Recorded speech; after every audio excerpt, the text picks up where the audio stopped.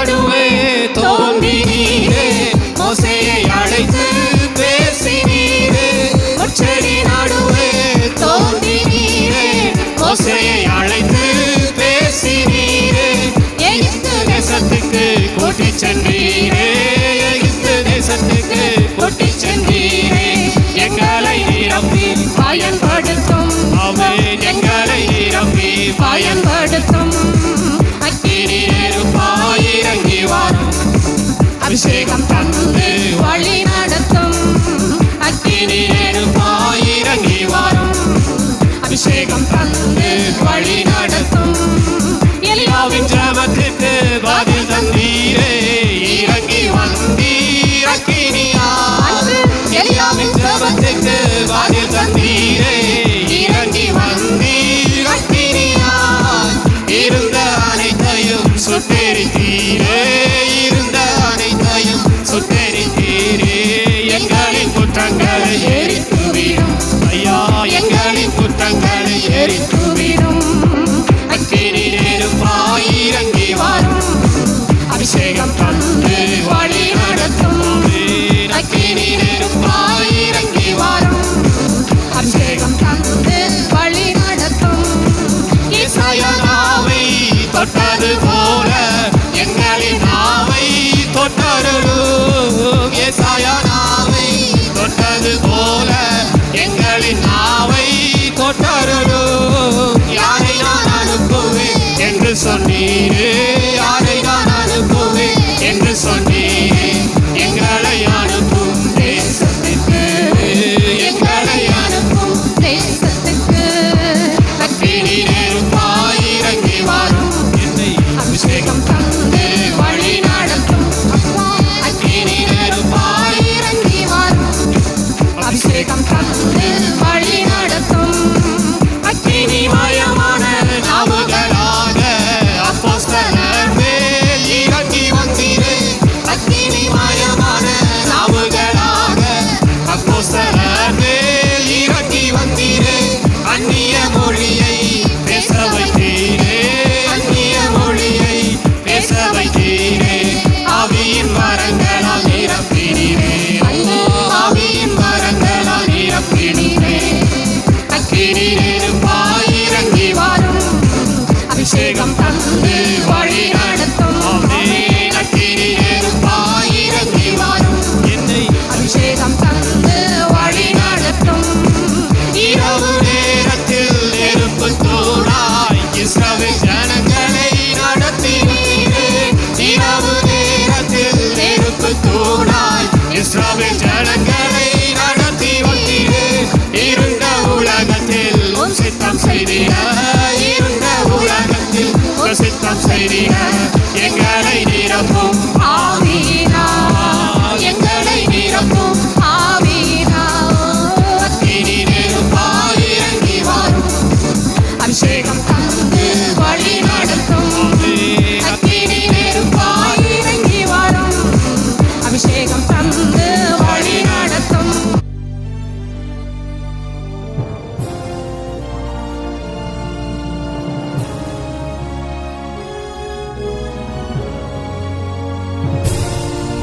தேவனே, பூமியில் உம்முடைய வழியும் எல்லா ஜாதிகளுக்குள்ளும் உம்முடைய இரட்சண்யமும் விளங்கும்படியாய் தேவரீர் எங்களுக்கு இறங்கி எங்களை ஆசீர்வதித்து உம்முடைய முகத்தை எங்கள் மேல் பிரகாசிக்க பண்ணும். எத்தனை பேர் கவனிக்கிறீங்க சொல்லுங்க அல்லேலூயா.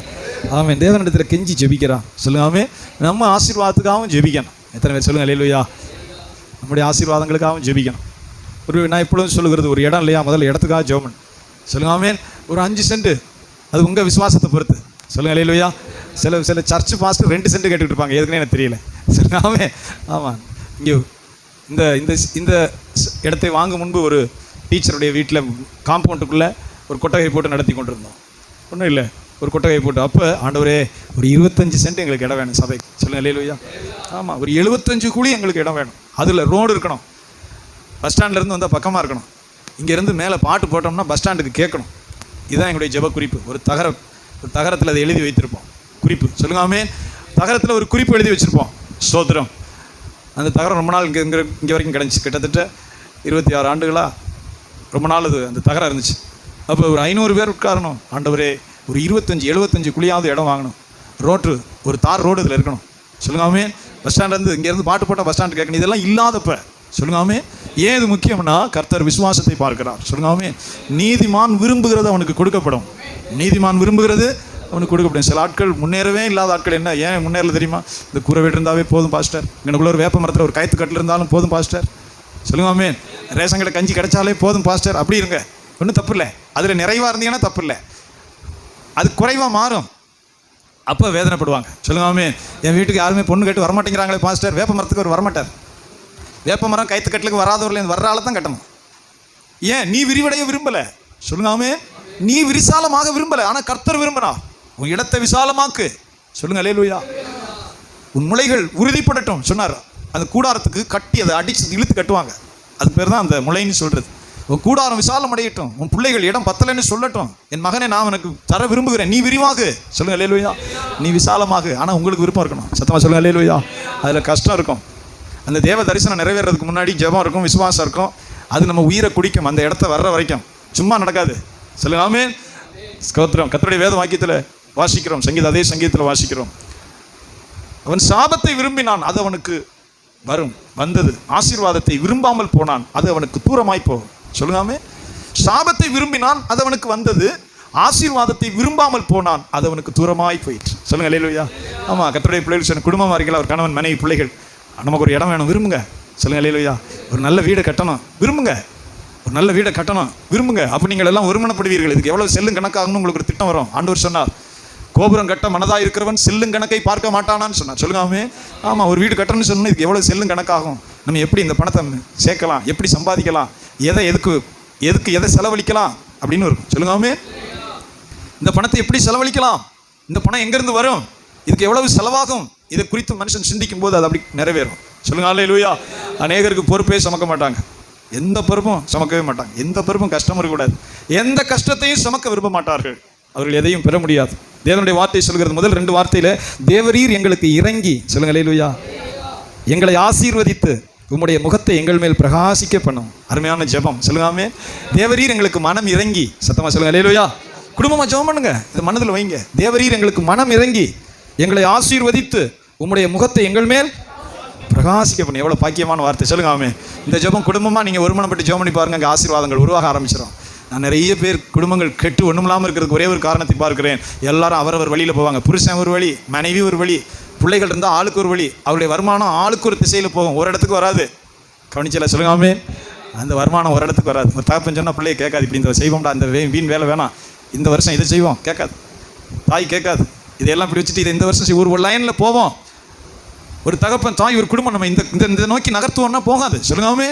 அதனால தான் பழைய காலத்தில் பழமொழி சொல்லி வச்சிருக்கான் பாருங்க, ஊர் கூடி தேர் இழுக்கிறது. ஊருக்கு ஒரு தேர் தான் இருக்கும், ஆனால் ஊர் ஒன்றா கூடி தான் இழுக்கணும். ஊர் கூடி தேர் இழுக்கணும்னு சொல்லி நல்ல பழமொழி. அது ஒற்றுமைக்கு அடையாளத்தை வச்சிருக்கிறான், ஒற்றுமைக்கு அடையாளம். சொல்லுங்காமே. எந்த குடும்பம் தனக்குத்தானே பிரிந்திருக்கிற எந்த வீடும் நிலை நிற்காது, தனக்குத்தானே பிரிந்திருக்கிற எந்த ராஜ்யமும் பாழாய்ப்போம். இது இயேசு சொன்ன வார்த்தை. சொல்லுங்காமே. ஆளுக்கு ஒரு வழியில் போகிற குடும்பங்கள் ஒன்றுத்துக்கும் தேராது. ஒரு இடம் இருக்காது, வீடு இருக்காது, நல்ல திருமணம் நடக்காது, எதுவுமே நடக்காது. பிரச்சனை ஆண்டவர்கிட்ட இல்லை. சொல்லுங்காமே. உங்களத்தெல்லாம் இருக்கிறது. முதல்ல ஒருமனப்படணும். தகப்பன் தாய் பிள்ளைகள் முதல்ல ஒருமனப்படணும். என்ன செய்வோம், என்ன செய்யக்கூடாது, எதுக்கு செலவு செய்வோம், எதுக்கு செலவு செய்யக்கூடாது, நம்ம வருமானம் வேஸ்ட்டாக போகுதா, அதெல்லாம் செக் பண்ணணும். சொல்லுங்காமே. அப்பொழுது நீங்கள் சீக்கிரத்தில் முன்னேறுவீர்கள். கர்த்தருடைய வாக்கியம் சொல்கிறது, தேவனுடைய வார்த்தை, தேவரீர் எங்களுக்கு இறங்கி எங்களை ஆசீர்வதித்து உம்முடைய முகத்தை எங்கள் மேல் பிரகாசிக்கப்படும். 3ஆம் வசனத்தில், தேவனே ஜனங்கள் உம்மை துதிப்பாக, சகல ஜனங்களும் உம்மை துதிப்பார்களாக. தேவரீர் எங்களை நிதானமாய் நியாயம் தீர்த்து பூமியில் உள்ள ஜாதிகளை நடத்துவீர். ஆதலால் ஜாதிகள் சந்தோஷித்து கம்பீரத்தோட மகிழ கடவர்கள்.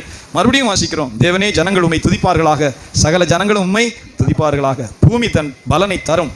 தேவனாகிய எங்கள் தேவனே எங்களை ஆசீர்வதிப்பார். எப்படி மகிமையுள்ள வார்த்தை. சொல்லுங்காமே.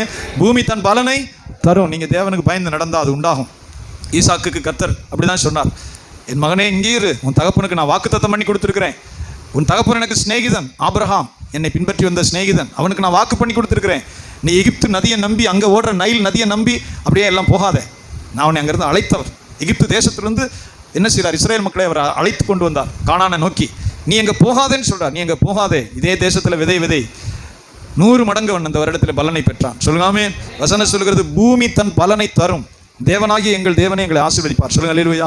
அந்த விசுவாசம் ஆசீர்வாதம் கர்த்தரிடத்திலிருந்து வரும். என் பிள்ளைகளை உயர்த்துவாரா கர்த்தரிடத்திலிருந்து வரும். என் பிள்ளைகளுக்கு ஞானம் கர்த்தரிடத்திலிருந்து வரும். சொல்லுங்காமே. ஏற்ற துணை கர்த்தரிடத்திலிருந்து வரும். நல்ல வாழ்வு கர்த்தரிடத்திலிருந்து வரும். நம்ம விசுவாச அறிக்கையிடணும், வாயை திறந்து ஜெபம் பண்ணணும். சொல்லுங்காமே. எந்த சொந்தக்காரன் உதவி இல்லைனாலும் பரவாயில்ல, எங்களுக்கு அனுபவம் இருக்குது, அதை பற்றி ஒரு காரியமும் கிடையாது. எந்த சொந்தக்காரன் உதவி வேணவே வேணாம். சொல்லுங்க அல்லேலூயா. நல்ல மனுஷனாக இருந்து கொடுத்தா பரவாயில்ல, ஒரு பிரச்சனையும் இல்லை. என் தலையை உயர்த்துகிறவர் கர்த்தர், வழியை திறக்கிறவர் கர்த்தர், வாசலை திறக்கிறவர் கர்த்தர். சொல்லுங்க ஆமென். விசுவாசம் வசனம் சொல்கிறது, பூமி தன் பலனை தரும். தேவனாகிய எங்கள் தேவனை எங்களை ஆசீர்வதிப்பார். தேவன் எங்களை ஆசீர்வதிப்பார். பூமியின் எல்லைகளெல்லாம் அவருக்கு பயந்திருக்கும். சொல்லுங்க அல்லேலூயா. கர்த்தரனை ஆசீர்வதிப்பாருங்கிற விசுவாசம் உங்களுக்கு இருக்கணும். அதை உங்கள் பிள்ளைகளுக்கு கடத்தணும்னா ஷால் பி டிரான்ஸ்ஃபர்ட். அதை அப்படி டிரான்ஸ்ஃபர் பண்ணணும். சொல்லுங்காமே. தேவனை ஆசீர்வதிப்பார்னு ஒரு குடும்பத்துக்கு, ஒரு தாய் தகப்பனுக்கு விசுவாசம் இருக்கணும். உளறிக்கிட்டு இருக்கக்கூடாது. எங்கே உருப்பட போகிறோம், எங்கே மேலே வர போகிறோம், யார் உதவி செய்ய போகிறோம், இப்படியே கடந்து சாக போகிறோம், எந்த உதவியும் இல்லை, நம்ம எங்கே உருப்பிட்டு தேர போகிறோம், நீ எங்கே உருப்பிட போகிற. சொல்லுங்காமே. பிள்ளைகளை பார்த்து நீங்கள் முதல்ல விசுவாசத்தில் வளரணும். சொல்லுங்காமே. ஜீவனுள்ள ஆண்டவர், ஜீவனுள்ள தேவன் எனக்கு சகாயர், என் தலையை உயர்த்துவார், ஏற்ற வேலை வரும், என்னை நினைவு கூறுவார். சொல்லுங்காமே. இதை உங்கள் பிள்ளைகளுக்கு கொண்டு வரணும், இந்த விசுவாசத்தை. சத்தமாக சொல்லுங்க அல்லேலூயா. வசனம் சொல்லுங்க, தேவன் எங்களை ஆசீர்வதிப்பார். பூமியின் எல்லைகளெல்லாம் அவருக்கு பயந்திருக்கும். சத்தமாக சொல்லுங்க ஆமென். ஆண்டவருடைய பரிசுத்த நாமத்துக்கு மகிமை உண்டாவதாக.